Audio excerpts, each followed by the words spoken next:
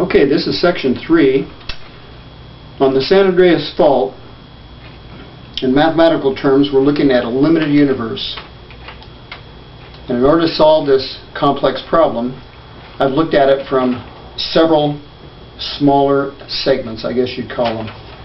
You have the geology, and we're only looking California, only from about there down to the Mexican border, maybe a little below the border. But we have the geology of the area, and therein lies a key as to why the San Andreas goes off so often, why it is so regular. A couple of years ago, a geologist doing studies of the structure of the Earth down through California in that area found that there was a particular type of rock layer that under stress acts like graphite. And everybody knows what graphite is. It's not oil, but it's slippery. So under pressure, you get this graphite effect. So that means that it would be an easier area to prove that lunar or syzygy, however you want it, in whatever way you choose to put it, the stresses from syzygy are going to affect this. You're going to have a gravitational pull that works. Now, why does it go off every 19 years exactly? For instance, November, November, November, or January, January, January, and that has strictly to do with the aperigees that fluctuate through a given year.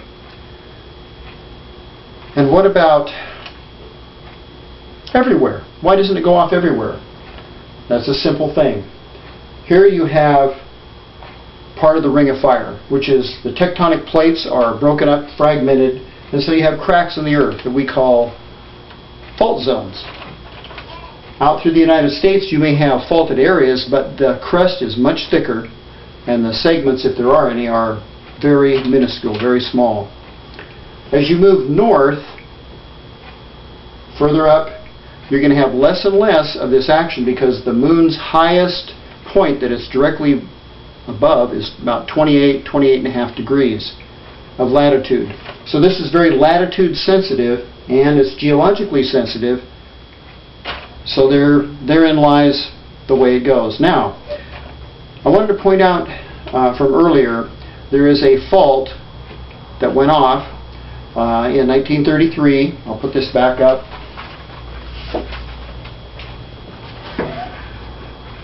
(1933), and it went off in March. That's during the equinox, but it was not a 6.5. And so I've found, as I've looked at other earthquakes that have occurred at different times, when something like that goes off, had it gone off when we were closer, where the moon could have exerted a stronger pull on it, potentially that could have been a greater earthquake. That flies in the face of what every scientist thinks. It just couldn't be done that way. Well, I think with the graphite and with the rest of the earthquakes as a base model, yes, it could and did. So this is not counted in one way, but it is on a fault that goes down to San Diego. And so I thought that was important to bring out.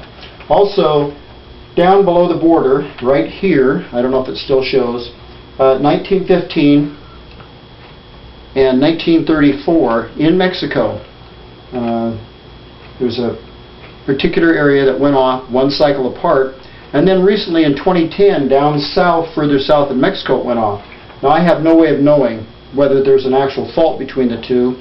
It could be coincidence, but these two are not coincidence. 1915, 1934, that proves it again. There's also pairs that come up and they're about a year more.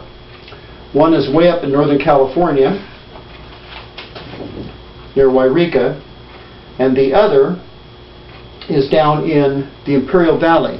In both cases you have what amounts to a Y-shaped fault. That is, the fault comes in from one angle and there's another one crossing it. At least that's what I've gotten out of reading the books on the subject.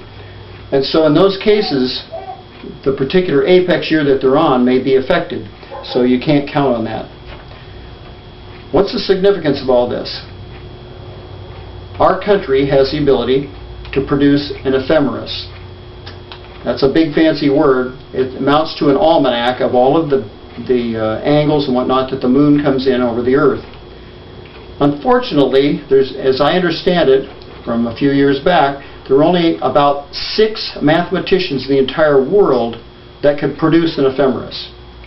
However, we do have the U.S. Naval Observatory with its computer.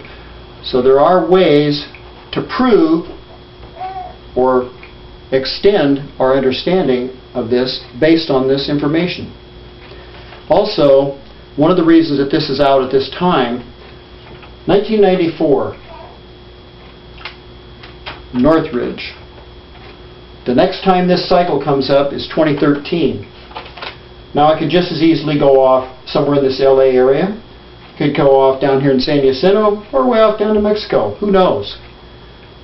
But by allowing scientists the opportunity to see this ahead of time, they have the option of looking and possibly finding out where it may strike, what's the most likely thing. And that brings us to FEMA, our Federal Emergency Management Agency. Boy, would this give them an edge. This would give them an edge. They could look up and down the map and say, well, principal earthquakes we don't have to worry about in this area or this area, but here we have to watch. This means you don't bring supplies in and keep them near this one, you keep them in a different area. That would give them an edge.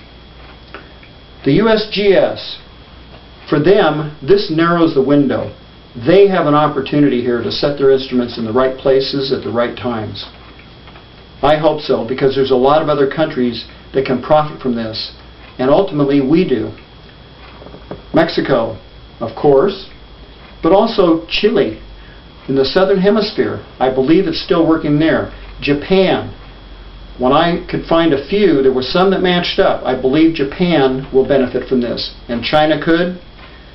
Nations in the Middle East. Jordan, Iraq, Syria, Turkey, Israel.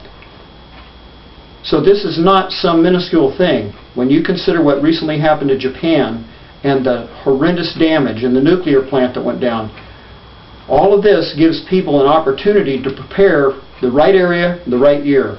And it's only 1 year out of 19. So that's it. Thank you.